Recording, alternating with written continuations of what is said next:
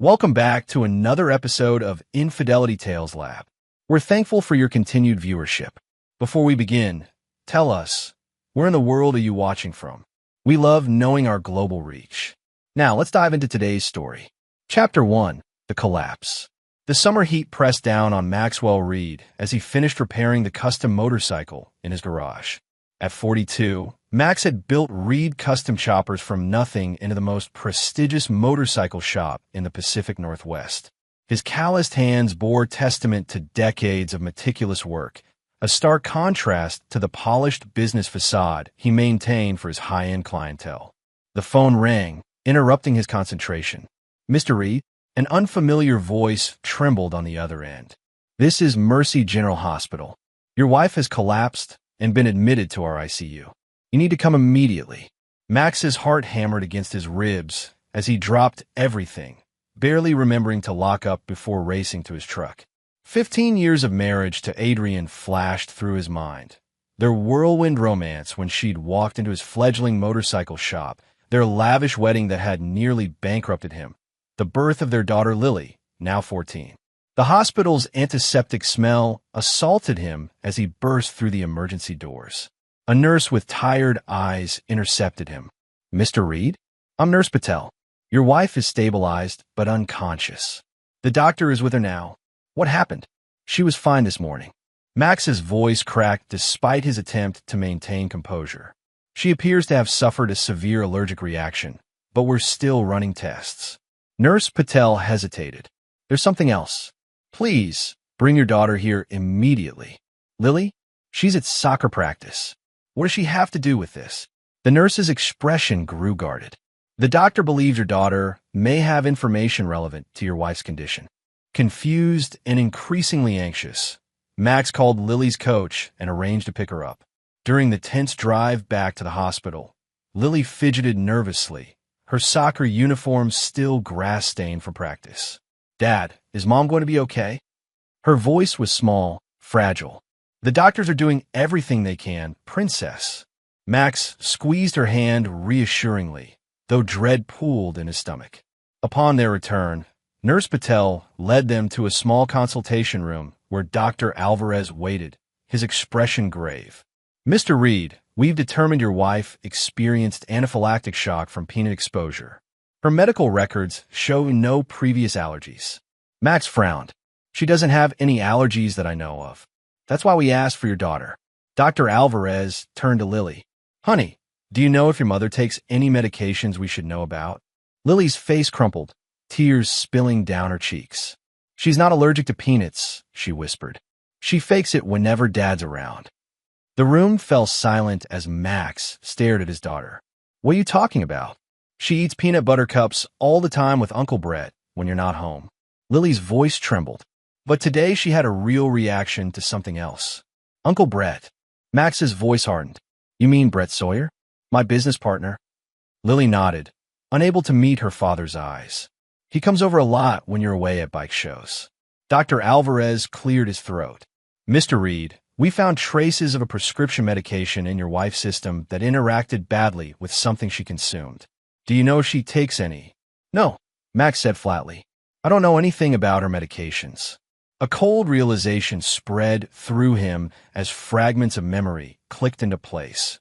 Adrienne's sudden headaches whenever he initiated intimacy, her insistence that he take Lily to her soccer games while she rested, the late-night texts she quickly hid when he entered the room. "Can I see her?" Max asked, his voice eerily calm. "She's regained consciousness, but is still groggy," Dr. Alvarez replied. "Room 412. Just for a few minutes." As they approached Adrienne's room, Max paused outside the door. Through the small window, he could see his wife lying pale against the hospital sheets, and Fore dripping steadily into her arm. Beside her sat Brett Sawyer, his head bowed as he clutched Adrienne's hand. "Lily, wait here," Max instructed, his tone brooking no argument. What Max witnessed upon entering the room left him speechless. Brett was pressing his lips to Adrienne's hand, whispering words Max couldn't hear. A diamond bracelet, one Max had never seen before, glinted on Adrienne's wrist. "Max!" Adrienne's eyes widened in shock as she hastily withdrew her hand from Brett's grasp. You're here. Brett stood awkwardly, his 6'3" frame dwarfing Max's more compact, muscular build. Hey man, I came as soon as I heard. I bet you did, Max replied, his voice dangerously soft. He turned to his wife. How long? Adrienne's makeup-free face paled further. What are you talking about? Don't. Max's single word sliced through the pretense. Lily told us about your fake peanut allergy. About Uncle Brett visiting when I'm gone. Brett stepped forward, hands raised placatingly. Look, Max, you've got the wrong idea. I'm talking to my wife. Max interrupted without looking at him. How long, Adrienne? Tears welled in Adrienne's eyes. Max, please, I can explain. I wasn't feeling well, and Brett was just checking on me. 3 years. Lily's voice came from the doorway. All heads turned to see her standing there, shoulders squared despite the tears streaming down her face. It's been going on for 3 years, Dad. Since I was 11. And in that moment, as Max looked from his daughter's devastated face to his wife's guilty one, something hardened inside him. The Max Reed who had rushed anxiously to the hospital for his collapsed wife disappeared, replaced by a man whose capacity for forgiveness had just run out. Chapter 2. The Awakening. The following week passed in a haze of controlled fury for Max. He moved through necessary motions, helping Adrienne return home from the hospital, maintaining a veneer of normalcy for Lily's sake, and continuing to run his business, all while his mind worked with cold precision. He installed cameras in their home under the guise of security concerns following Adrienne's medical emergency. He hired a private investigator named Veronica Quinn, a former customer whose aggressive Harley fat boy he'd customized 2 years prior. He documented every text, every call, every suspicious absence. Adrienne, perhaps sensing the shift in him, attempted reconciliation. Max, we need to talk about what happened, she said one evening as he mechanically prepared dinner for the three of them. It wasn't what it looked like. No. His knife came down hard on the cutting board, chopping carrots with surgical precision. Tell me what was then. Brett and I, we're just close friends.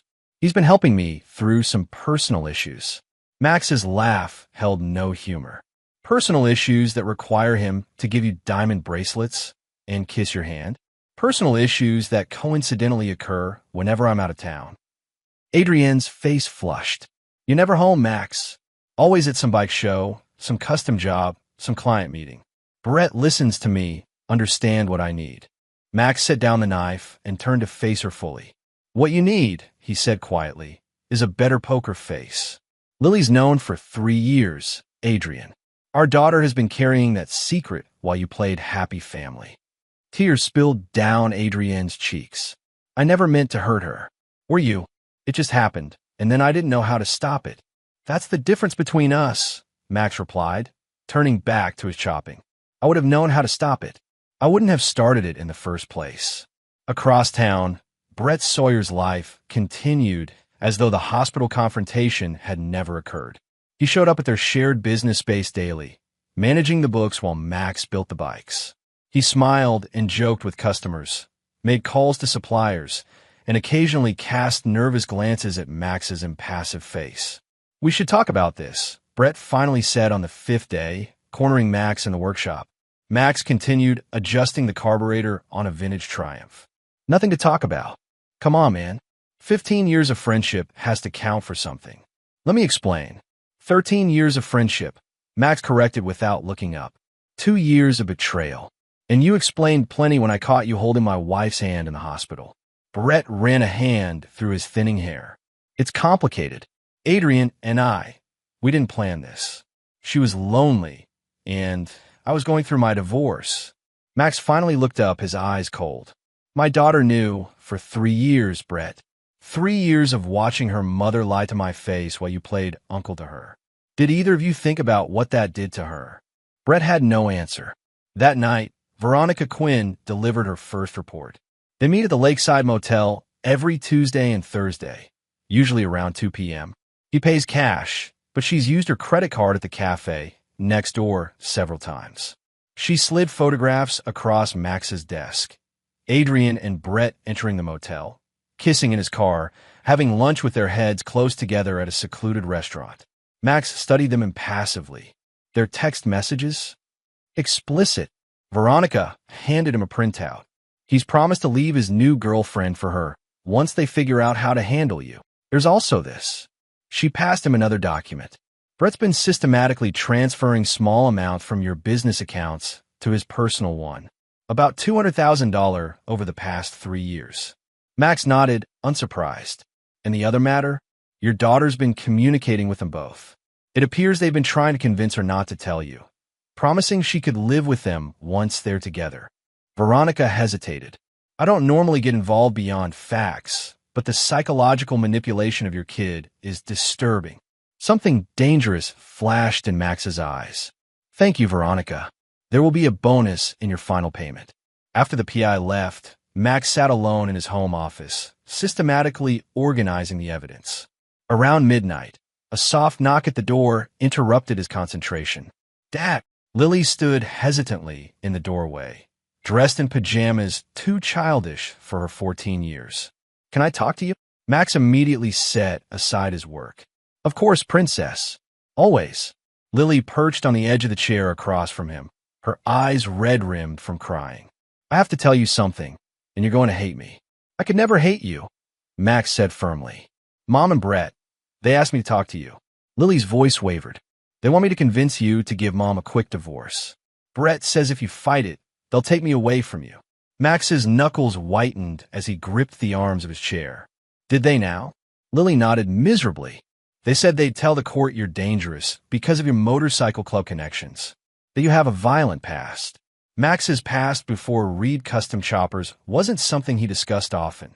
The rough neighborhood he'd grown up in, the street fights, the brotherhood that had both protected and endangered him. He'd left that life behind before meeting Adrian, but he'd never hidden it completely. And what did you tell them?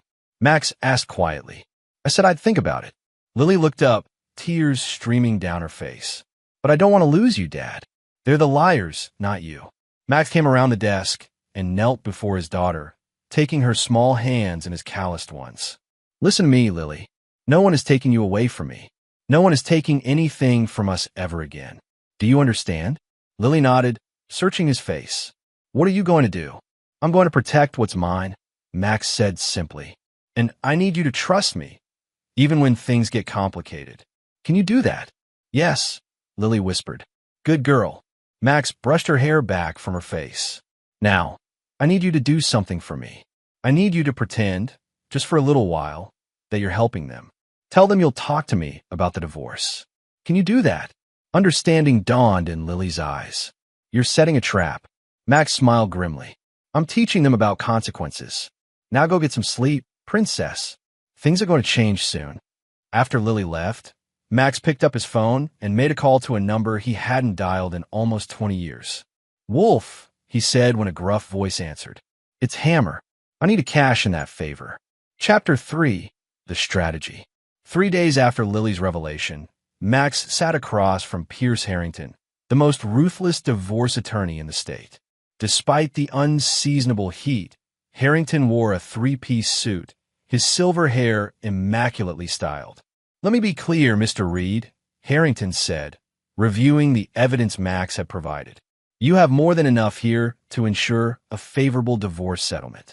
Your wife's infidelity, the business partner's embezzlement. These are straightforward cases. Max leaned forward. I'm not interested in straightforward. I want comprehensive. Harrington's eyebrow arched. Meaning I don't just want to win the divorce. I want them to regret ever thinking they could take what's mine.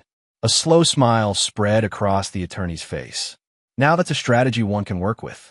Tell me what you have in mind. Later that day, Max met with Dylan Wolf Rodriguez, his former motorcycle club brother, who now ran a private security firm staffed almost entirely by veterans and former club members.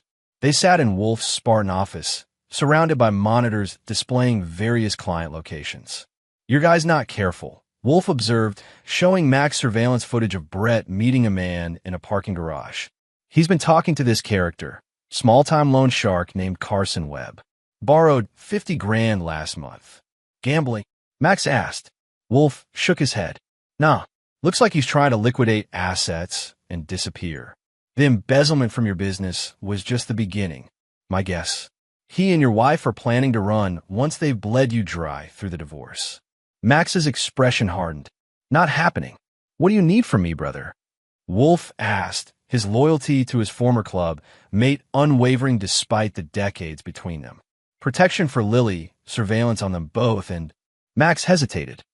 I need access to Brett's boat. Wolf didn't ask questions. That had always been their way. Consider it done. Over the next week, Max's plan took shape with methodical precision. During the day, he maintained his routine, working at the shop, caring for Lily, and treating Adrian with a detached politeness that clearly unnerved her. Nights were spent in careful preparation, building the web that would ultimately trap them both. On Tuesday, Adrian approached him in the kitchen after Lily had gone to bed. I spoke with a mediator today, she said, attempting casualness. About the divorce. They think we could settle this amicably for Lily's sake. Max nodded thoughtfully. That's interesting timing. Lily mentioned something similar, that you and Brett wanted a quick settlement. Adrian paled slightly. She's upset and confused. We just want what's best for everyone, including the part where you threatened to take my daughter if I don't cooperate. Max's voice remained conversational, but his eyes were cold. Max, I would never. Save it. He turned back to the dishes he'd been washing. I've spoken with my attorney. You'll have papers by the end of the week. Adrienne's relief was palpable. Thank you. I know this isn't easy, but it's better for everyone if we just move forward. Max said nothing, merely continued methodically cleaning each plate and setting it in the rack to dry. The next day, Brett approached him at the shop, his confidence obviously bolstered by Adrienne's report.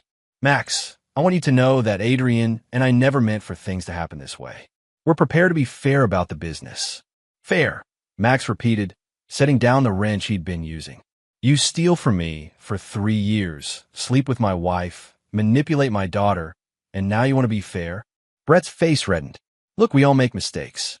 I'm willing to buy out your share of the business at market value. You can start fresh somewhere else.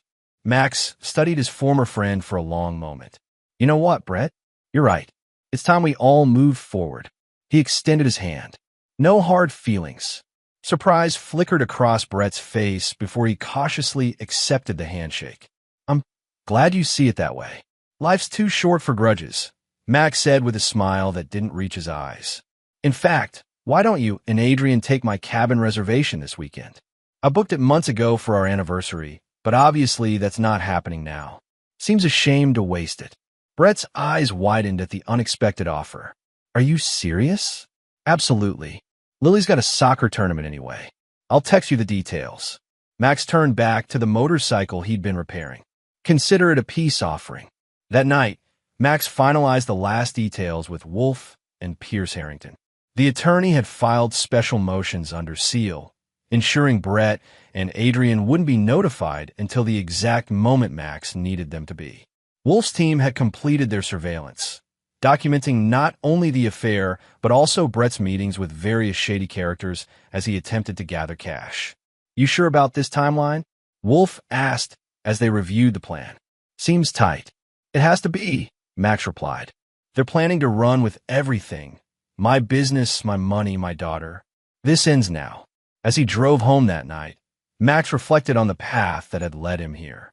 He had built his life carefully after leaving his troubled past behind. The legitimate business, the respectable marriage, the comfortable home. He had trusted Brett, loved Adrian, created a safe world for Lily. And they had conspired to destroy it all. Max Reed had walked away from violence once. He had chosen a different path, believing he could leave the darkness behind. But as he pulled into his driveway, he embraced a simple truth. Some betrayals can never be forgiven. Some debts can only be paid in full. Chapter 4. The Deception. The lakeside cabin stood isolated among towering pines, its weathered exterior belying the luxury within. Max had purchased it 5 years earlier as an investment property, renting it to wealthy vacationers while occasionally using it himself for family getaways. Now, as Brett's sleek Mercedes pulled up the gravel drive, the cabin served a different purpose. I still can't believe Max just gave us his anniversary reservation, Adrian said, stepping out of the car. She wore a new sundress, her blonde hair freshly highlighted for the occasion. Brett popped the trunk, retrieving their bags and an expensive bottle of champagne. He's finally accepted reality. Makes our lives easier if he goes quietly. Inside, the cabin exceeded their expectations. Vaulted ceilings, a stone fireplace, panoramic windows overlooking the pristine lake. A handwritten note sat on the kitchen counter beside a gift basket. "Enjoy your weekend. Consider this my parting gift," Adrian read aloud. "Sign, Max." Brett snorted. Guess he's trying to ease his conscience. Or he's finally growing up. Adrian set down the note. After all these years of being married to a man who never outgrew his motorcycle obsession, it's refreshing to see some maturity. They spent the afternoon exploring the property, drinking the champagne on the private dock, and finalizing their plans for after the divorce. By evening, they were celebrating in the master bedroom, unaware of the small camera hidden in the smoke detector, transmitting their every word and action to Max's secure server. Meanwhile, across town, Max executed the next phase of his plan. He entered Brett's waterfront condo using the key he'd obtained from Wolf's team. The luxury apartment, purchased with stolen company funds, overlooked the marina where Brett kept his prized 40-foot yacht, ironically named Loyalty. Max worked methodically, placing small devices in strategic locations throughout the condo. In Brett's home office, he accessed the computer using the password Lily had casually obtained weeks earlier. Brett had foolishly typed it in front of her, never considering the observant teenager might remember it. The files confirmed everything the PI had discovered and more. Brett had been systematically draining not just the business accounts, but also creating false invoices to suppliers who kicked back portions to his offshore accounts. He'd established shell companies to purchase properties, including the condo itself, hiding assets that should have been part of the business's portfolio. Most damning were the emails between Brett and Adrian, dating back 4 years, not 3 as Lily had thought. They detailed not just their affair, but their methodical plan to remove Max from both the business and his family. "Patience, baby," Brett had written 3 years earlier. "We need to build this slowly. Max trusts me with the finances completely. In time, we'll have everything. The business, the house, even Lily. He'll have nothing but his precious motorcycles." Max downloaded everything to a secure drive, then moved to his final task in the condo. From his bag, he removed several small packages and placed them carefully behind furniture, inside air vents, and beneath floorboards. Not explosives. Max wasn't interested in that kind of destruction, but something that would serve his purposes just as effectively. The next morning, while Brett and Adrian enjoyed their romantic getaway, Max met with Carson Webb, the loan shark Brett had been dealing with. They sat in Webb's gaudy office above a pawn shop, the loan shark's massive bodyguard hovering nearby. "I don't know you," Webb said suspiciously. "Why should I discuss my client?" Max placed a thick envelope on the desk. "Because Brett Sorg doesn't have the money to pay you back, but I do." Webb's eyes narrowed as he counted the cash. "This is only half. The rest comes when you tell me exactly what he needed the money for, and what he offered as collateral." Webb hesitated only briefly before greed won out. Said he needed it to pay off some gambling debts before his new girlfriend found out.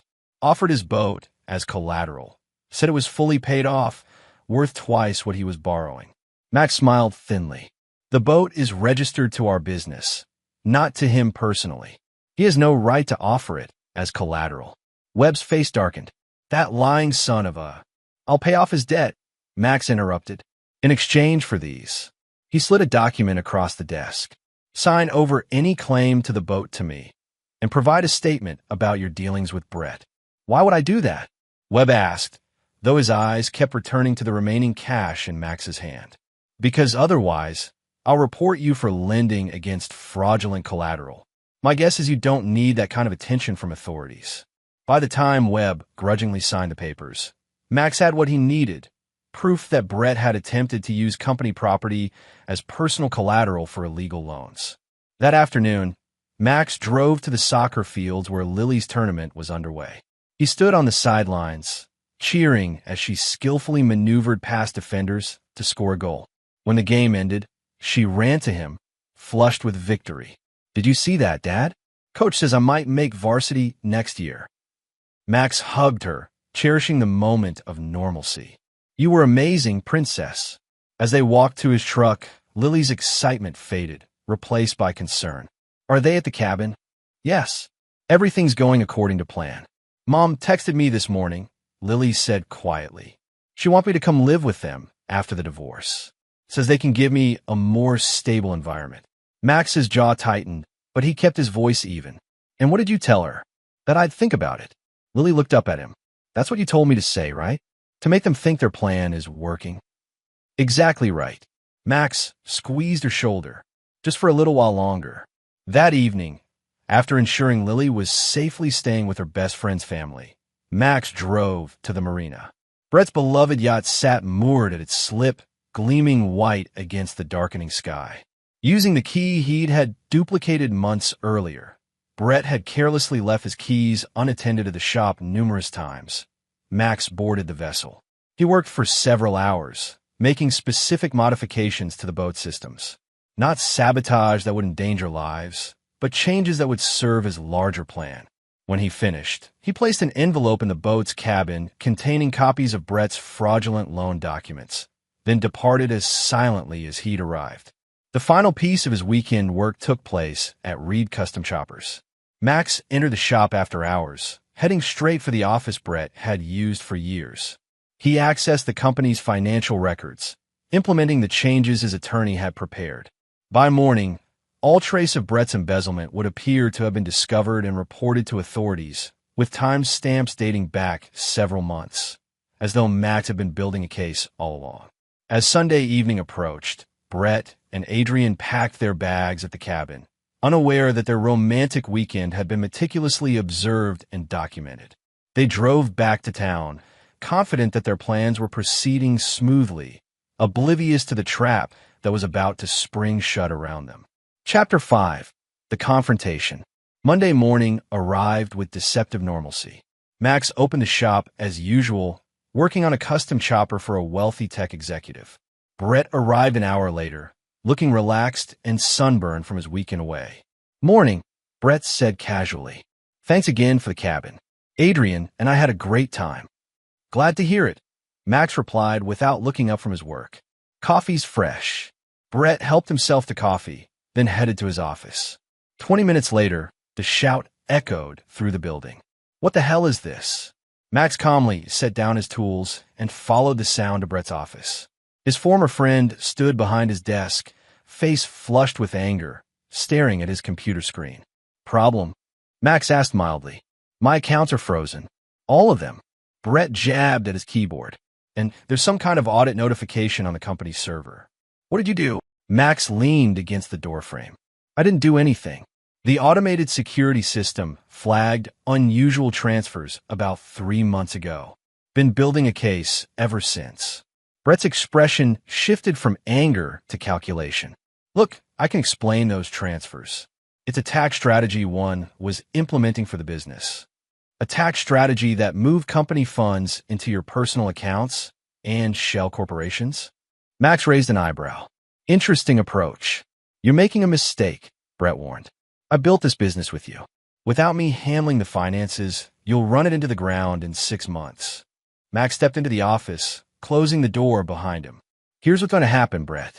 You're going to sign over your share of the business to me at a fair market value, minus the $200,000 you embezzled, of course. You're going to hand over the keys to your condo, which was purchased with company funds. And you're going to stay the hell away from my daughter. Brett's laugh held no humor. You've lost your mind. I'm not signing anything. And when I'm done, I'll have this business, your house, and your daughter will be calling me dad while you're working as a mechanic at some second-rate garage.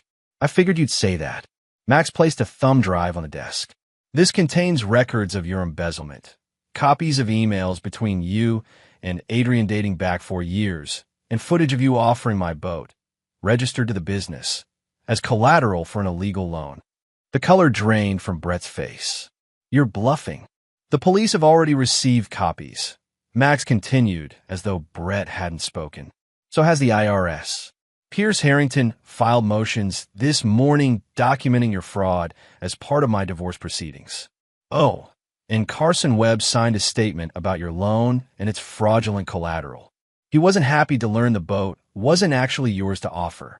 Brett sank into his chair. You can't prove any of this. Already have. Max's voice hardened. You try to steal my business, my money, and my daughter. Now you'll lose everything. Adrian will never stand for this, Brett said, desperation entering his voice. We'll fight you together. Max smiled coldly. Adrian received her own set of papers this morning. By now, she knows everything, including your side piece in Portland who you've been visiting on your business trips. The one you text when Adrian's asleep beside you. Brett's eyes widened. How did you? You left your phone unlocked on your desk 2 weeks ago. Careless. Max headed for the door. The agreement's on your desk. Sign it and get out of my shop within the hour, or the FBI gets a call about your offshore accounts. Your choice. Across town, Adrian sat shell-shocked in her kitchen, surrounded by legal documents delivered by Pierce Harrington's assistant. Divorce papers citing irrefutable evidence of her 4-year affair. Financial records showing Brett's systematic theft from Max's business. Most devastating were the printed text messages between Brett and a woman named Tiffany, filled with explicit content and promises of a future together. When her phone rang, Adrian answered automatically, still numb from the revelations. Did you get the papers? Max asked without preamble. Max, we need to talk about this, Adrian pleaded. It's not what it looks like. It's exactly what it looks like, Max replied. A 4-year affair, conspiracy to commit fraud, and plans to take my daughter. The custody evaluation I requested shows emotional manipulation of a minor. No judge will grant you custody after that. Adrian began to cry. Please, Max, don't do this. We can work something out. Like you and Brett worked out? Planning to bleed me dry in the divorce while he drained the business. Max's voice remained eerily calm. The settlement offer is fair. You get enough to start over, but not the house, not primary custody, and certainly not half my business. Sign it today, or I press criminal charges for conspiracy to commit fraud. You wouldn't do that to Lily, Adrian whispered. She'd be devastated if her mother went to jail. She's already devastated by your betrayal, Max countered. But you're right. I'm thinking of her. That's why the offer includes a non-disclosure agreement. Sign it, and your boyfriend's crimes stay between us. Refuse, and everything becomes public record. After hanging up, Max returned to his work, methodically rebuilding a vintage engine while Brett cleared out his office. The other employees watched in confused silence as Brett carried boxes to his car, his face ashen. Just before noon, Brett placed a signed document on Max's workbench. You've ruined me, he said, his voice shaking with rage. I hope you're satisfied. Max glanced at the signature, then tucked the paper into his pocket. Get off my property. This isn't over, Brett warned. For your sake, it better be. Max turned back to his engine. I've only used a fraction of what I have on you. Push me, and you'll lose more than your condo and boat. That evening, Max picked up Lily from her friend's house, bringing her home to find Adrian packing suitcases in the master bedroom. Mom, Lily stood in the doorway, watching her mother frantically shoving clothes into bags. Adrian looked up, her eyes red from crying. Lily, baby, I'm going to be staying with a friend for a while. Your father and we're getting divorced. I know, Lily said quietly. You and Brett have been planning it for a long time. Adrian flinched. It's complicated, sweetheart. Adult relationships, sometimes. Save it. Max interrupted from behind Lily. She knows everything, Adrian. Has for years.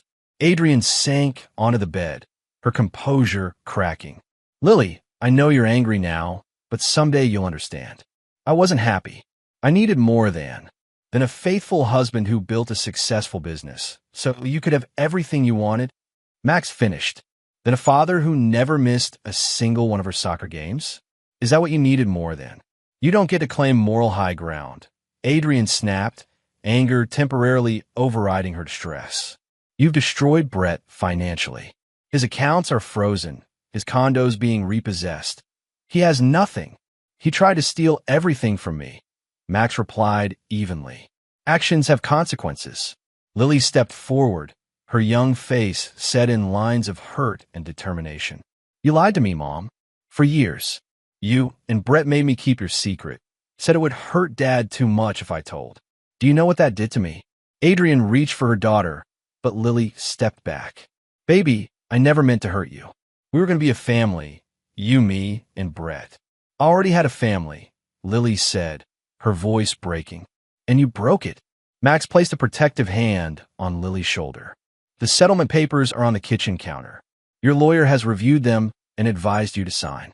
There's a cashier's check for the agreed amount. You have until morning to decide. As they turned to leave, Adrian called out, Max, you can't just erase 15 years of marriage. We built a life together. Max paused in the doorway. And you conspired with my business partner to tear it down. Be grateful I'm not pressing charges. That night, Max sat with Lily on their back porch, the stars emerging one by one above them. You okay, princess? He asked softly. Lily leaned against his shoulder. Not really, but I will be. She hesitated. Dad, what happens now? Now we rebuild, Max said simply. Just you and me. Will you ever forgive Mom and Brett? Max looked out at the darkened yard, at the life he'd built and almost lost. Some betrayals can't be forgiven, Lily. Some debts can only be paid in full. Inside the house, Adrian silently signed the divorce papers, accepting the terms that would remove her from Max and Lily's lives with clinical precision. By morning, she would be gone, taking only what the settlement allowed her, enough to start over, but not enough to ever forget what she had lost. Chapter 6, The Revelation.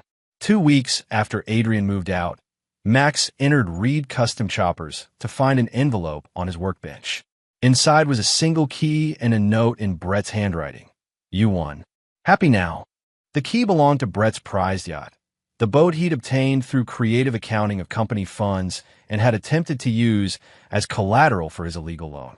Max pocketed both items and continued his day as normal, overseeing the work of the 3 skilled mechanics he'd recently hired to help with the expanding business.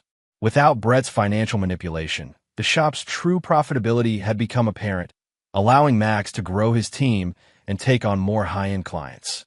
That evening, after ensuring Lily was settled at home with her homework, Max drove to the marina.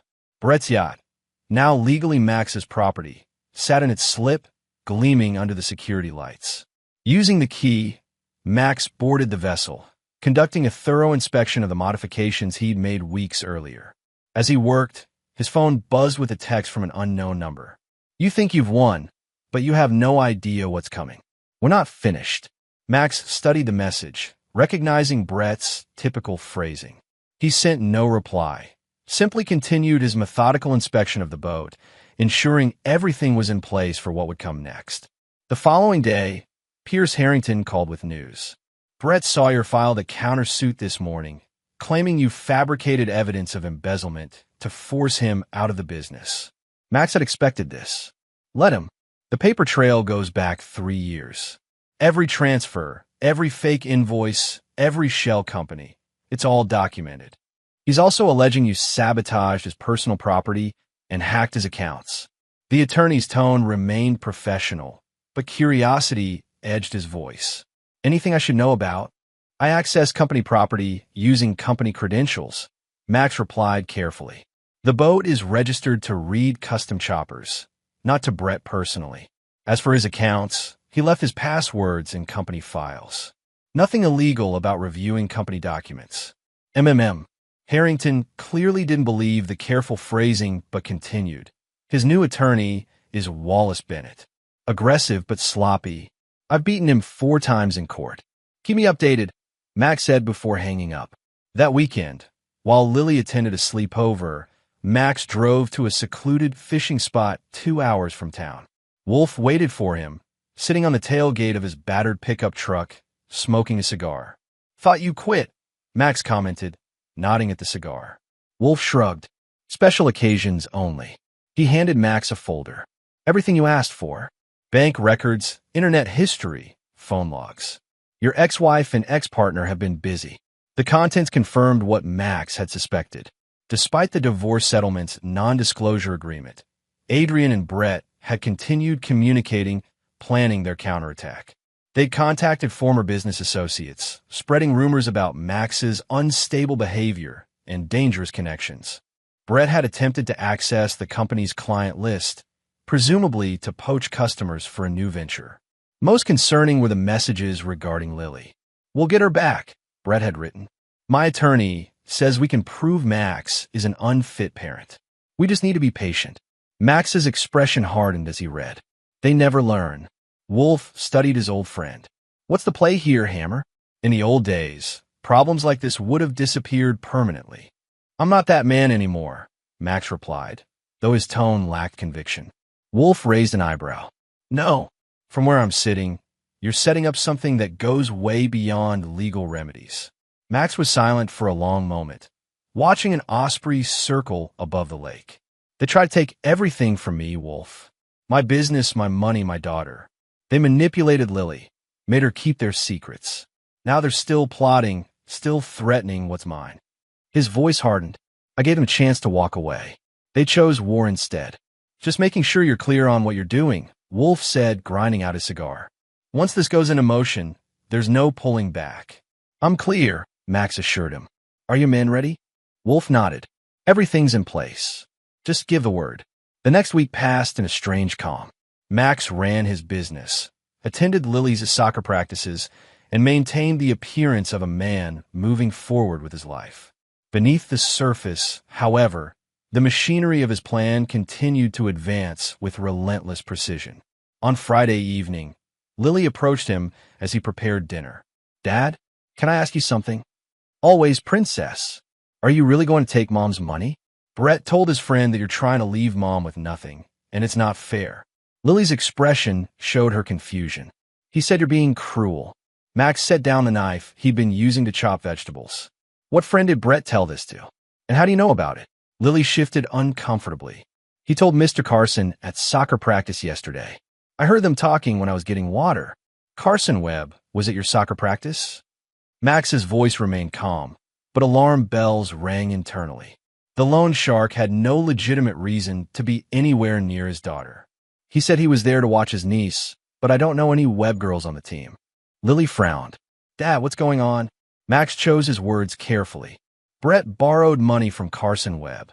Money he couldn't repay? Now Webb is pressuring him, and Brett is trying to blame me for his problems. Is that why Mom keeps calling? She left 3 messages today about money." "Your mother received a fair settlement," Max explained.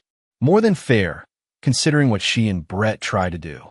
If she's having financial problems, that's between her and Brett." The next morning, Max made a call to Lily's soccer coach, arranging for her to stay with the coach's family for the weekend. Ostensibly so Max could handle urgent business matters, but in reality, to ensure his daughter's safety as the final phase of his plan unfolded. After dropping Lily off, Max drove to the marina. Brett's yacht, technically now Max's property, was scheduled for a sea trial with potential buyers that afternoon. Brett had arranged the showing despite no longer legally owning the vessel, another desperate attempt to generate cash. Max boarded the boat an hour before the scheduled showing, making final adjustments to the modifications he'd installed weeks earlier. As he worked, his phone rang. Veronica Quinn, the PI.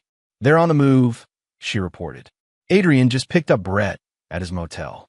Based on their conversation in the parking lot, they're heading to the marina to meet Webb and the potential buyers. "And the packages I had you place in their vehicles?" "Activated and transmitting. We're recording everything." Max ended the call and completed his preparations. Then he disembarked, driving to a vantage point overlooking the marina where he could observe without being seen. 30 minutes later, Brett arrived with Adrian, Carson Webb, and a well-dressed couple presumed to be the potential buyers. From his position, Max watched through binoculars as Brett proudly showed off the yacht, gesturing expansively as he touted its features. Max sent a text to Wolf. "They're all aboard. Proceed." Minutes later, 2 police cruisers pulled into the marina parking lot, followed by a black SUV with federal government plates. Max watched as officers approached the dock, heading directly for Brett's yacht. Even from a distance, Max could see the panic on Brett's face as he spotted the approaching authorities. The potential buyers quickly disembarked, wanting no part of whatever was unfolding. Carson Webb attempted to leave as well, but was intercepted by officers on the dock. Max's phone rang. Pierce Harrington. Your anonymous tip paid off, the attorney said. Police found exactly what you said they would on the boat. Brett, Adrian, and Webb are being taken into custody now. What the authorities found was damning. In the hidden compartments Max had identified in his earlier inspection, police discovered a substantial quantity of illegal substances. The packages Max had placed in their vehicles weeks earlier weren't drugs. They were GPS trackers and recording devices that had documented Brett and Webb's conversations about using the yacht for smuggling operations. The truth was more complex than authorities initially understood. Brett, desperate for cash after losing his stake in the business, had turned to Webb not just for loans, but for a more lucrative partnership. Webb had connections to drug suppliers, and Brett had the perfect transport vehicle, a luxury yacht that rarely drew scrutiny. Adrian, facing financial reality after her divorce settlement, proved insufficient for the lifestyle she'd envisioned, had joined their scheme. What none of them knew was that Max had discovered their plan weeks earlier through wolf surveillance, meticulously documented everything, and then strategically tipped off authorities at the perfect moment, after ensuring the evidence was irrefutable. As Max watched the police escort Brett, Adrian, and Webb off the yacht in handcuffs, he felt no triumph, no satisfaction, only a cold certainty that justice had been served. They had conspired to destroy him, to take his daughter, to dismantle everything he'd built. Now, they would face the consequences of their choices. Later that evening, Max sat alone on his back porch, nursing a whiskey as he contemplated the day's events. His phone buzzed with a text from Wolf. It's done. All three denied bail. Federal charges pending. You good? I'm good, Max replied simply. The cool night air carried the scent of approaching autumn. Max thought about Lily, safe at her coach's house, unaware that her mother had just been arrested. Tomorrow would bring difficult conversations, painful truths, and the beginning of a new chapter for both of them. But tonight, in the quiet darkness, Maxwell Reed allowed himself to acknowledge the man he had become, not the violent young hammer from his club days, but not the model citizen he'd pretended to be either. He was something in between, a man who protected what was his, who didn't start fights, but finished them definitively, who never forgave betrayal. Some might call it ruthlessness. Max called it justice. Chapter 7. The Aftermath. 6 months after the arrests, the media frenzy had finally begun to subside. The case had captivated the public. A respected businessman and his ex-wife caught in a drug smuggling operation with a known loan shark. The salacious details of infidelity, embezzlement, and revenge had fueled endless speculation and gossip. Max had successfully shielded Lily from the worst of it, transferring her to a private school where her mother's disgrace wouldn't follow her through the hallways. At 15, she showed remarkable resilience, though the mandatory counseling sessions revealed lingering trauma from years of being forced to keep her mother's secrets. On a crisp autumn morning, Max sat in Pierce Harrington's office, reviewing the latest developments in the case.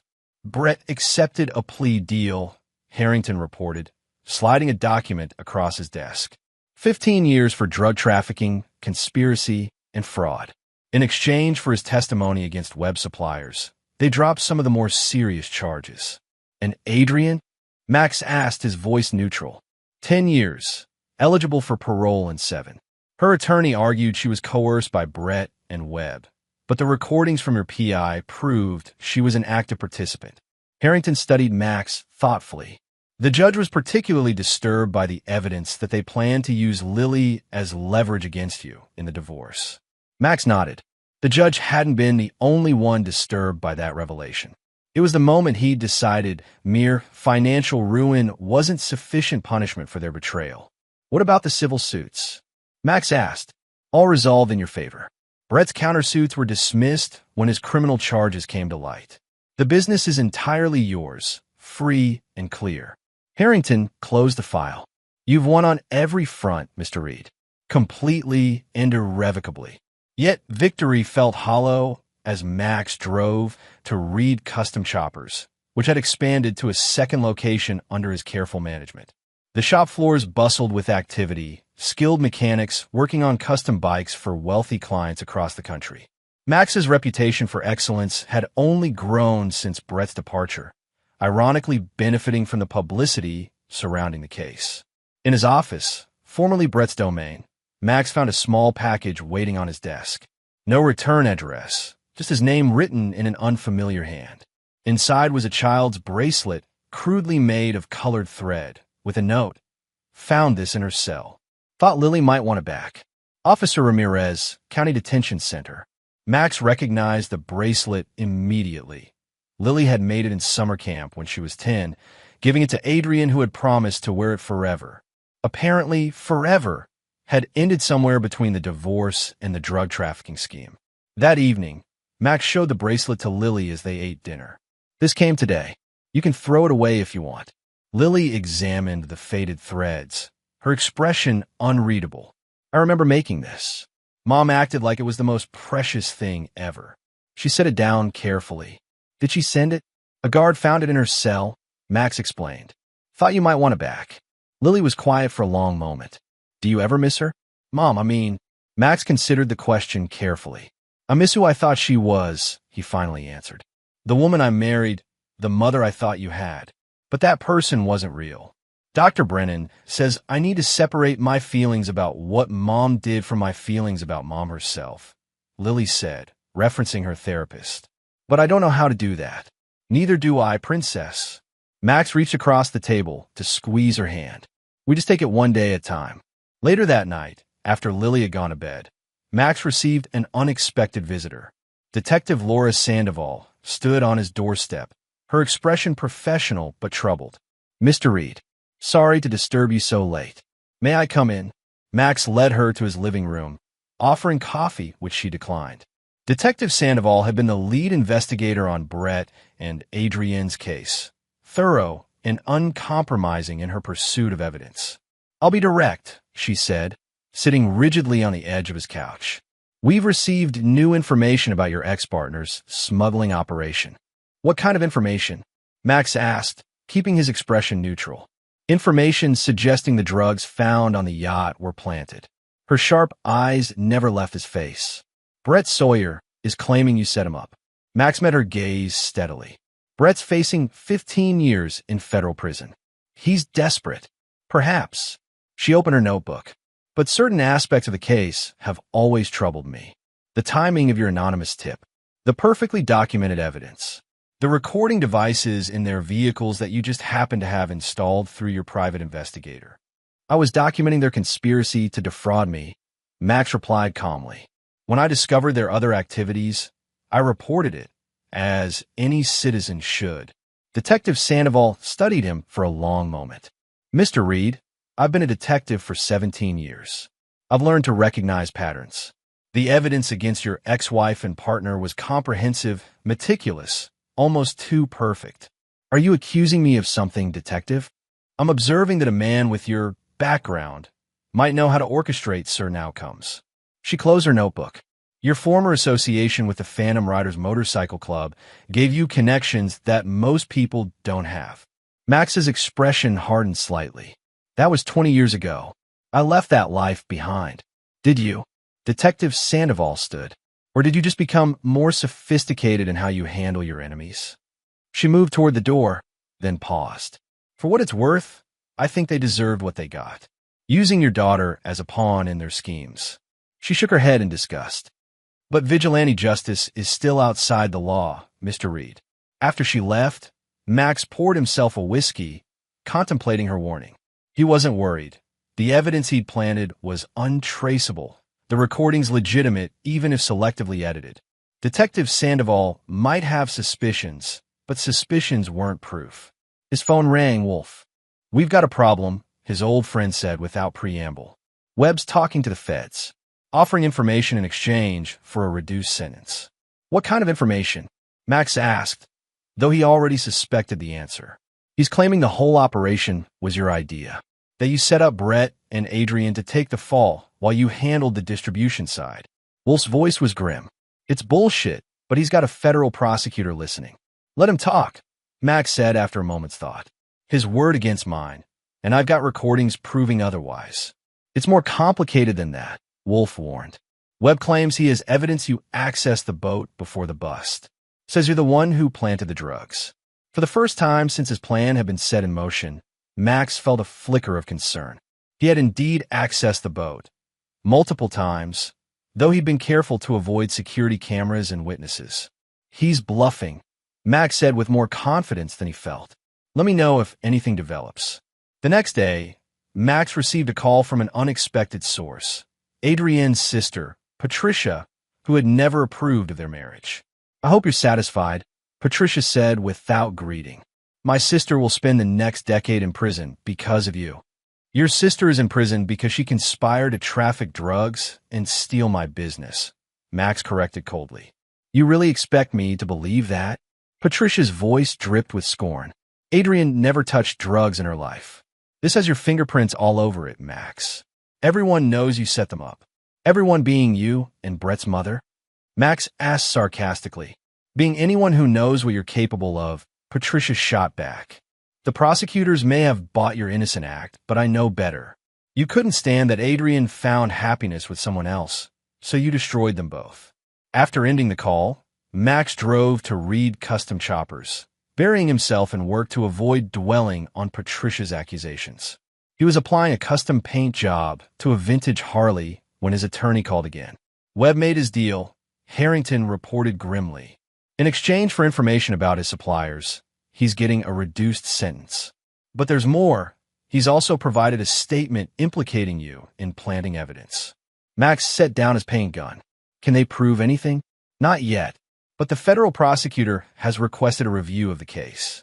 Detective Sandoval is reopening her investigation. Keep me posted, Max said before hanging up. That evening, as Max helped Lily with her algebra homework, his mind kept returning to the developing threat. He'd been meticulous in his planning, careful to leave no traceable evidence of his involvement. But if Webb truly had something concrete? Dad, are you listening? Lily's voice broke through his thoughts. Sorry, princess. Distracted by work stuff. Max refocused on the equation before her. So you need to isolate the variable by moving everything else to the opposite side. Lily studied him skeptically. Is everything okay? You seem worried. Max considered lying, then thought better of it. Lily had endured enough deception. There might be some new developments in your mother's case. Nothing for you to worry about. Is she trying to get out of prison? Lily asked, her voice small. No, nothing like that. Just some legal complications. Max squeezed her shoulder reassuringly. Everything's going to be fine. But as the days passed, the situation grew increasingly precarious. Detective Sandoval obtained warrants to search Max's home and business, confiscating his computers and phones. The federal prosecutor interviewed Wolf and several other former Phantom Riders, seeking connections between Max and known drug suppliers. Pierce Harrington called with disturbing news. They've obtained marina security footage showing someone who matches your description boarding the yacht 3 days before the arrest. The face isn't clear, but the build and clothing are similar. Max had been certain that camera was non-functional. It had shown no indicator light when he'd checked. A critical oversight in his otherwise perfect plan. It's circumstantial, Max replied, projecting confidence he no longer felt. Thousands of people matched that description. Perhaps, but combined with Webb's testimony and the detective's suspicions, it's concerning. Harrington's voice grew serious. Max, if there's anything you haven't told me, now would be the time. 2 days later, Detective Sandoval returned with another warrant, this time for Max's arrest. He was charged with evidence tampering, perjury, and conspiracy to distribute controlled substances. Max Reed, you have the right to remain silent, Sandoval recited as she handcuffed him in front of his shocked employees. Anything you say can and will be used against you in a court of law. The following weeks were a nightmare. Max was released on bail, but placed under house arrest with an ankle monitor. Lily went to stay with Wolf's sister, a dental hygienist with no criminal connections who lived in a respectable neighborhood across town. Pierce Harrington worked tirelessly, challenging the prosecution's evidence and Webb's credibility. The security footage is grainy at best, he argued during a preliminary hearing. And Carson Webb is a convicted loan shark facing decades in prison. He'd say anything to reduce his sentence. But the federal prosecutor was building a compelling case. They'd found traces of Max's DNA on the yacht in areas near where the drugs had been hidden. A former Phantom Rider, seeking to reduce his own sentence on unrelated charges, claimed Max had approached him about obtaining illegal substances. Worst of all, they discovered payments from one of Max's offshore accounts, established years earlier as a tax shelter for his legitimate business, to a shell company linked to Webb's operation. Max had no recollection of authorizing such payments, but the evidence seemed irrefutable. "They're framing me," Max insisted during a strategy session with Harrington. "Brett or Webb must have accessed my account somehow." "The transactions date back 18 months, Harrington pointed out. "That's a year before your wife's hospitalization, before you had any reason to target Brett." For the first time, Max began to consider the possibility that he'd been outplayed at his own game. Had Brett anticipated Max's discovery of the affair? Had he been laying groundwork to implicate Max if his own schemes were exposed? The evidence continued to mount. A search of Max's garage uncovered a burner phone containing texts that appeared to coordinate drug pickups. His fingerprints were found on financial documents linking him to Webb's operation. As his trial date approached, Max faced an impossible choice: maintain his innocence against increasingly damning evidence, or accept a plea deal that would send him to prison but for a significantly reduced sentence. 10 years, eligible for parole in 5, Harrington reported after meeting with the prosecutor, in exchange for a full confession and testimony against any remaining members of Webb's network. "And if I refuse?" Max asked. "We go to trial, where you face up to 30 years if convicted." Harrington's expression was grim. "The evidence is substantial, Max. I can't in good conscience tell you we have a strong chance of winning." That night, confined to his home by the ankle monitor, Max sat on his back porch staring at the stars, the same stars he'd contemplated with Lily months earlier while promising they would rebuild their lives together. Now he faced the prospect of watching her grow up through prison visitation rooms, becoming a distant figure in her life rather than the father she deserved. His phone rang, a number he didn't recognize. "Listen carefully," a familiar voice said. "This is Nurse Patel from Mercy General." Max frowned in confusion. "The nurse from when Adrian was hospitalized?" "Yes.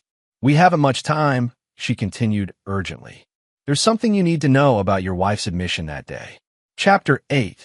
The Vindication. Nurse Patel's revelation changed everything. Speaking hurriedly, she explained that she'd been reviewing old medical records for a hospital audit when she noticed inconsistencies in Adrienne's case. "Your wife wasn't admitted for an allergic reaction initially," she explained. "The first responders reported symptoms consistent with drug toxicity. But when Dr. Alvarez arrived, the diagnosis was changed to anaphylaxis." "Why are you telling me this now?" Max asked, struggling to understand the significance. "Because Dr. Alvarez was just arrested for falsifying medical records for several patients with connections to Carson Webb." Her voice lowered. "And because I saw Brett Sawyer speaking with him before he changed your wife's diagnosis. I didn't think anything of it then, but with recent news reports." After the call ended, Max immediately contacted Pierce Harrington, relaying the nurse's information. The attorney was cautiously optimistic. "If we can prove Brett had Dr. Alvarez falsify Adrienne's medical records, it establishes a pattern of deception and conspiracy that predates your alleged involvement." Harrington's legal mind was already constructing a defense. "It could support our claim that you're being framed." The following days brought a flurry of activity as Harrington's team investigated this new lead. They discovered that Dr. Alvarez had indeed falsified numerous medical records for patients connected to Webb's operation, creating medical explanations for injuries or conditions actually caused by drug use or violence. More crucially, financial records revealed payments from one of Brett's shell companies to an offshore account linked to Dr. Alvarez. The transactions coincided with Adrienne's hospitalization and several other suspicious medical incidents. Armed with this information, Harrington requested an emergency hearing. "Your Honor," New evidence has come to light that directly contradicts the prosecution's timeline and suggests my client is the victim of an elaborate frame-up orchestrated by the very individuals who testified against him. The judge, initially skeptical, became increasingly attentive as Harrington presented the evidence of Dr. Alvarez's corruption and his connection to Brett and Webb. Furthermore, Harrington continued, "We have reason to believe that the offshore account allegedly used by Mr. Reed to finance drug operations was actually compromised by Mr. Sawyer, who had access to all of Mr. Reed's financial information as his business partner." The prosecution requested time to investigate these new allegations, and the judge granted a 2-week continuance. During that time, Max remained under house arrest, but for the first time since his arrest, he felt a glimmer of hope. Wolf visited one evening, bringing dinner and updates from his network of contacts. "Alvarez is talking," he reported, "trying to save his own skin by giving up everyone he worked with, including Brett and Webb." "And Adrian?" Max asked, picking at his food without appetite. Wolf's expression darkened. "She knew everything, Max. According to my source in the prosecutor's office, Alvarez claims she was fully aware of the drug operation for at least 2 years. She wasn't just cheating with Brett. She was his partner in every sense." The revelation shouldn't have hurt after everything that had happened, but Max felt a fresh wave of betrayal. Not just an affair, but a criminal conspiracy that had been operating right under his nose for years. "What about Lily?" he asked quietly. "Did she know about the drugs?" "No," Wolf said firmly. Alvarez was clear on that. They kept the kid completely in the dark about that part. She only knew about the affair. Small comfort, but comfort nonetheless. 2 days later, Detective Sandoval arrived at Max's home unannounced. She declined to sit when offered, standing rigidly in his living room with a conflicted expression. "The investigation has taken a new direction," she said without preamble. "Dr. Alvarez has provided compelling evidence that Brett Sawyer and Carson Webb were operating their drug business long before you had any reason to suspect your wife's infidelity." Max waited, saying nothing. "Furthermore, forensic accounting has identified sophisticated intrusions into your financial accounts dating back 3 years. Intrusions that appear to originate from devices registered to Brett Sawyer." She met his eyes directly. "The prosecutor is re-evaluating the charges against you." "Am I still a suspect?" Max asked. "You're a person of interest in an ongoing investigation," Sandoval replied carefully. "But the narrative has shifted significantly." The detective's visit was followed by a call from Harrington with even better news. "The judge has granted our motion to remove your ankle monitor pending further proceedings." The prosecution isn't opposing it, which speaks volumes about the direction their investigation is taking.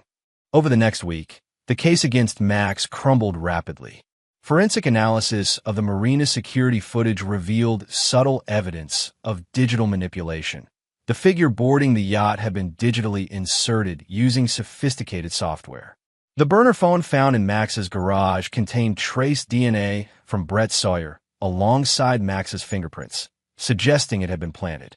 Most damning of all, Adrian broke her silence, offering a full confession in exchange for consideration in her sentencing. She admitted that she and Brett had been planning to frame Max for over a year, systematically creating false evidence to deploy if their initial scheme to take his business through divorce failed. "They executed the contingency plan when you uncovered the affair," Harrington explained during their final strategy meeting.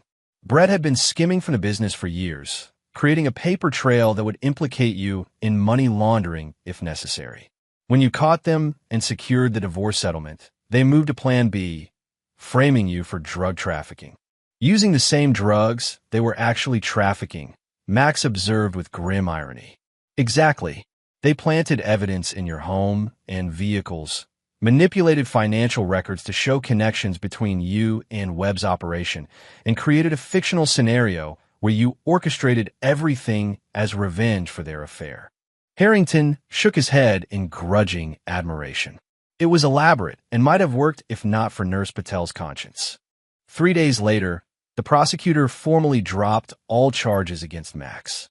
In a statement to the press, the U.S. Attorney's Office acknowledged that New evidence conclusively establishes that Maxwell Reed was the victim of an elaborate conspiracy to frame him for crimes committed by his former business partner and ex-wife. Detective Sandoval delivered the official paperwork to Max personally. "I owe you an apology," she said as he signed the final documents. "I was convinced you had orchestrated everything as revenge."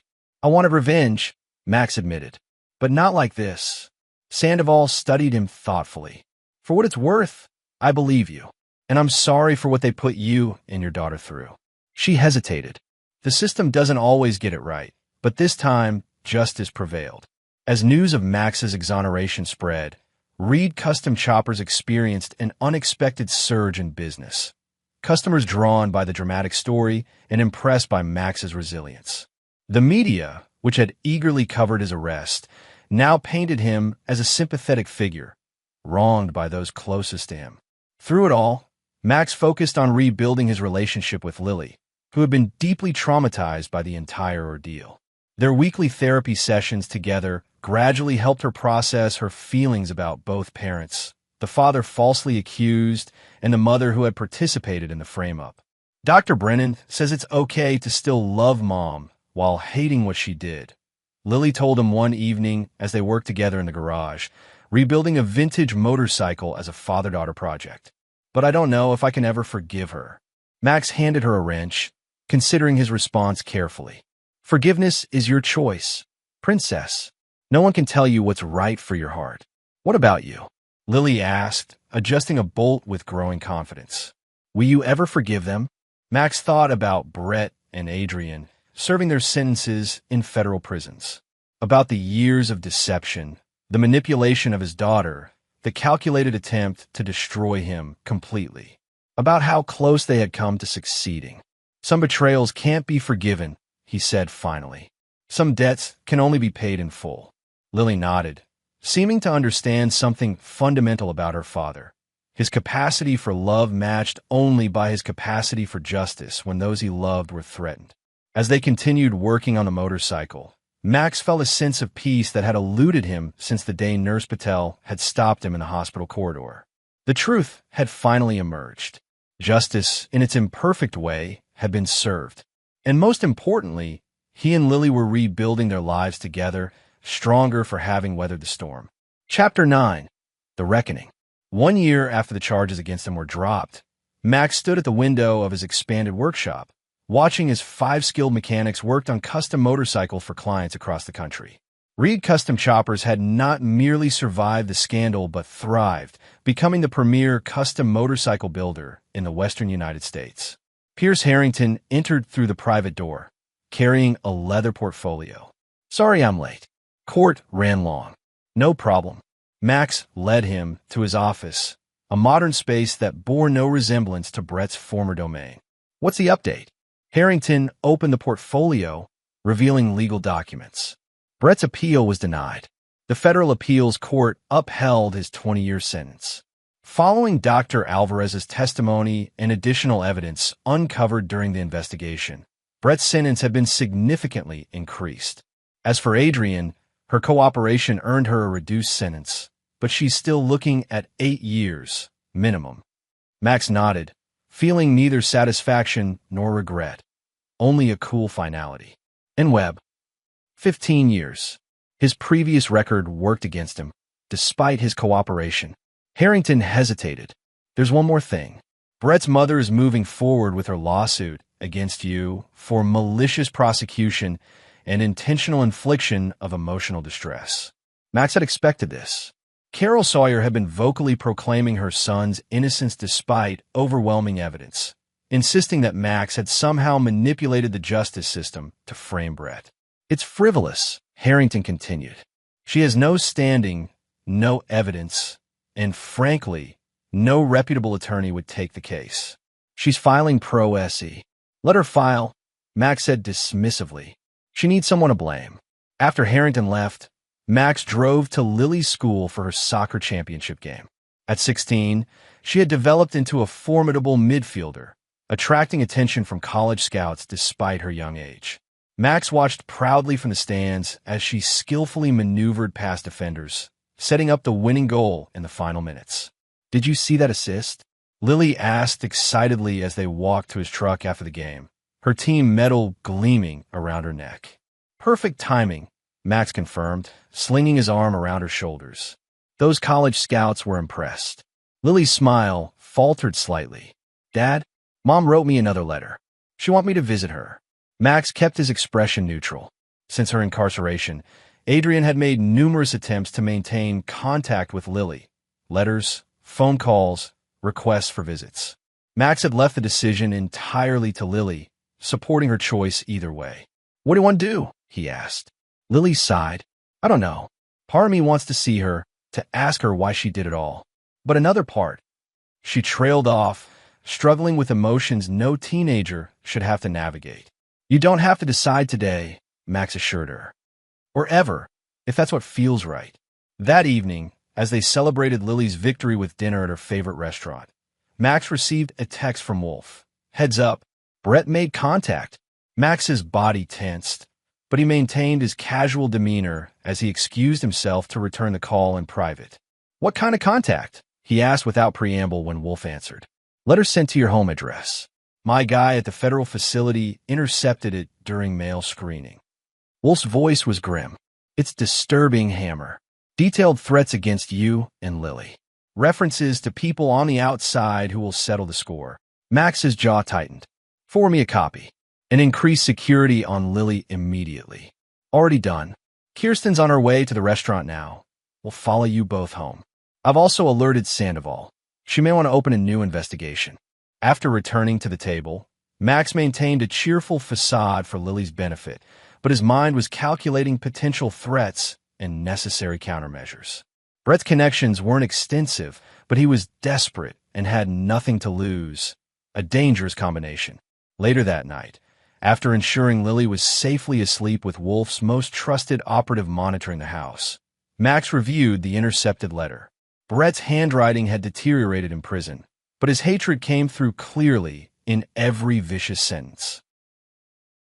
"You think you've won," Brett had written, "but you have no idea what's coming. People you've never met are going to make you pay for what you did to me. And your precious daughter? She'll learn what it feels like to lose everything, just like I did." Max forwarded the letter to Detective Sandoval with a brief message. "Thought you should see this. Concerns for my daughter's safety." Her response came within minutes. "Received. Taking seriously.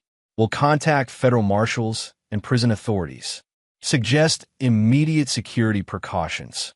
Over the next week, Max implemented comprehensive security measures. He installed state-of-the-art systems at both home and business, arranged for Lily to be accompanied by plainclothes security whenever he couldn't be with her personally, and adjusted his own routines to become less predictable. Detective Sandoval visited his shop to update him on the investigation. The prison has placed Sawyer in restricted communication status and is reviewing all his previous correspondence. So far, we've identified 3 potential outside contacts, former associates with criminal records. "Names?" Max asked. Sandoval hesitated, then apparently decided Max had earned the right to know. "Victor Reyes, former cellmate from Brett's DUI stint 5 years ago. Released last month from a separate sentence. Gregory Phelps, cousin with multiple assault charges. And Lisa Tanner, former girlfriend with ties to local drug networks." Max committed the names to memory, planning to have Wolf run deeper background checks. "Any active threats?"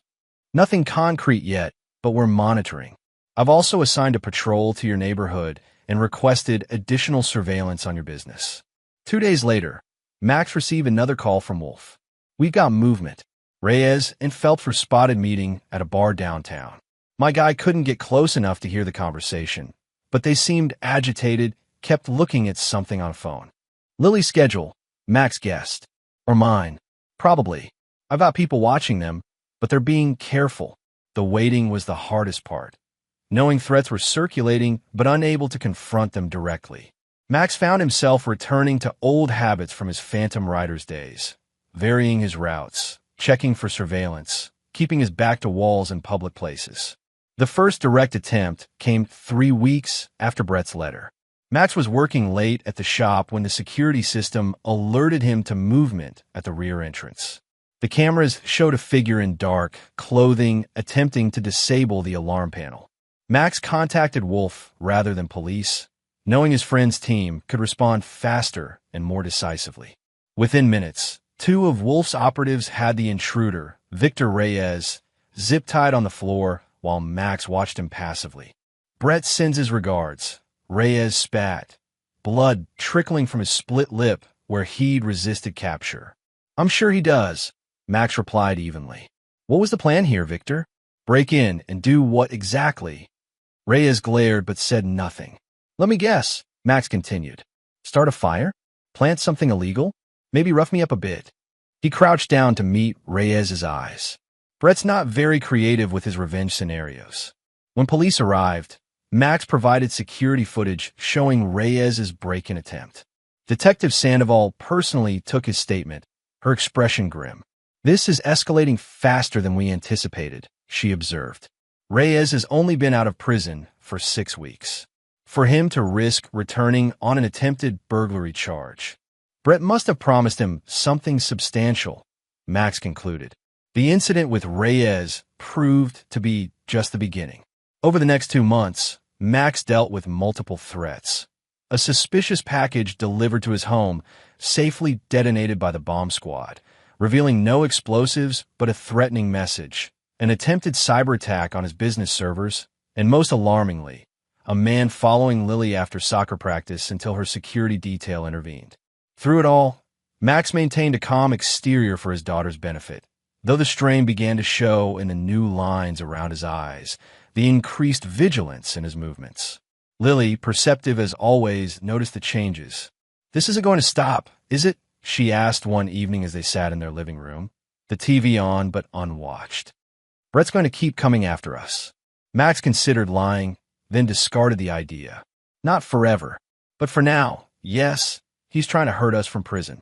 Lily was quiet for a moment. "Maybe I should visit Mom after all. Ask her to talk to him, make him stop." "Absolutely not," Max said firmly. "We're not putting you anywhere near either of them." "But if it would help." "It wouldn't," Max interrupted. "Brett isn't doing this because of anything you could change, Princess. He's doing it because he's facing 20 years in prison while we're rebuilding our lives. Our happiness is his torture." The turning point came unexpectedly. Max was meeting with a client at the shop when Wolf called with urgent news.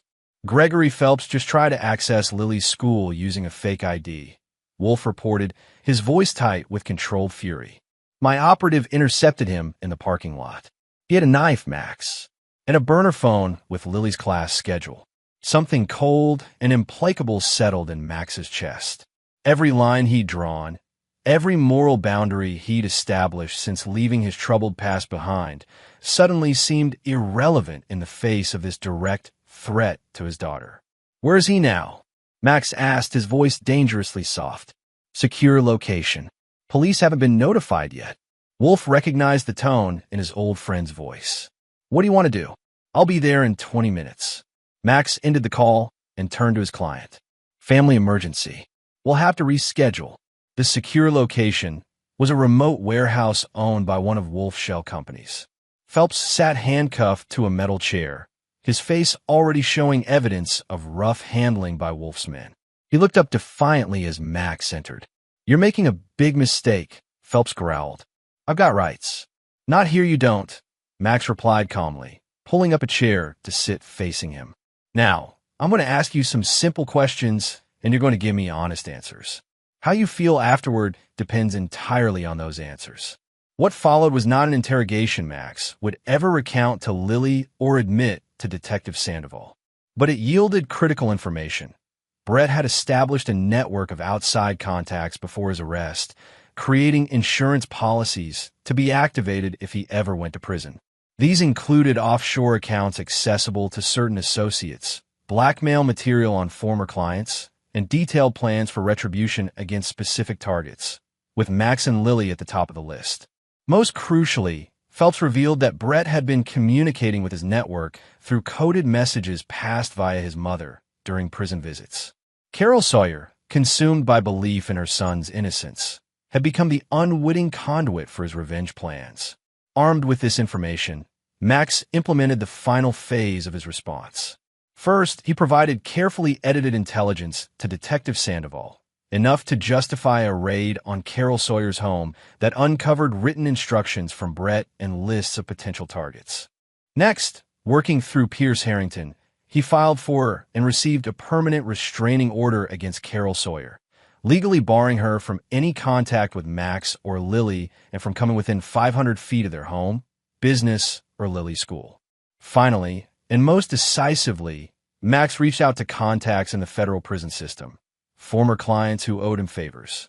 Within days, Brett was transferred to a maximum security facility in Colorado, placed under the highest level of communication restrictions, and assigned to a cell block housing inmates with whom he had significant conflict from his previous criminal activities. He'll spend the rest of his sentence in protective isolation, Wolf reported after confirming the transfer. No visitors except approved attorneys, no phone privileges, mail read and censored. For all practical purposes, he's disappeared. 3 months later, life had settled into a new normal. The threats against Max and Lily had ceased entirely. Detective Sandoval reported that all of Brett's known associates had either been arrested or had fled the state. Adrian, aware of the consequences Brett had faced, had ceased all attempts to contact Lily. On a crisp autumn evening, Max and Lily sat on their back porch, much as they had the night he'd learned of Adrian's betrayal. Lily, now approaching 17, had grown taller, her face showing the first signs of the woman she would become. "I got an early acceptance letter today," she announced. "Full soccer scholarship to Washington State." "That's incredible, princess." Max's pride was evident in his voice. "We should celebrate." Lily smiled, but her expression turned thoughtful. "Dad, can I ask you something important?" "Anything. Are we safe now? Really safe?" She met his eyes directly. "I need to know the truth." Max considered his answer carefully. "Yes," he said finally. "Brett can't hurt us anymore. Neither can your mother. The people they enlisted have either been dealt with or have given up. We're safe." Lily nodded, seeming to accept his assessment. "Good, because I want to move forward without always looking over my shoulder." "That's exactly what we're going to do," Max assured her. Later that night, after Lily had gone to bed, Max received a final update from Wolf. "It's done. All traces of Brett's network have been eliminated. Your security can be scaled back to normal levels." "Thank you," Max said simply, knowing Wolf would understand the depth of gratitude contained in those 2 words. "One more thing," Wolf added. "Webb died in prison yesterday. Inmate altercation, according to the official report." Max absorbed this information without comment. He hadn't ordered such an outcome, but he couldn't deny the sense of completion it provided. The circle was closed. The debt paid in full. The next morning, Max stood in his expanded workshop, surrounded by the business he'd built, protected, and ultimately saved. Through the window, he could see Lily heading to her car, soccer bag slung over her shoulder, future bright before her. Some might call him ruthless for the measures he'd taken to protect what was his. Others might question the moral lines he'd crossed when threatened. But looking at his daughter, safe, thriving, moving forward, Maxwell Reed felt no regret, no doubt, no hesitation. Some betrayals cannot be forgiven. Some debts can only be paid in full. And some men are willing to ensure that payment is collected, regardless of the cost. In the end, that was the truest measure of Maxwell Reed. Not what he would give for those he loved, but what he would take from those who threatened them. And he would do it all again in a heartbeat. And there you have it. Another story comes to an end. What did you think? I'd love to hear your thoughts in the comments below. If you enjoy this story, consider joining our community by subscribing. It means the world to us. For more stories like this one, check out the recommended videos on screen. And I'll see you there.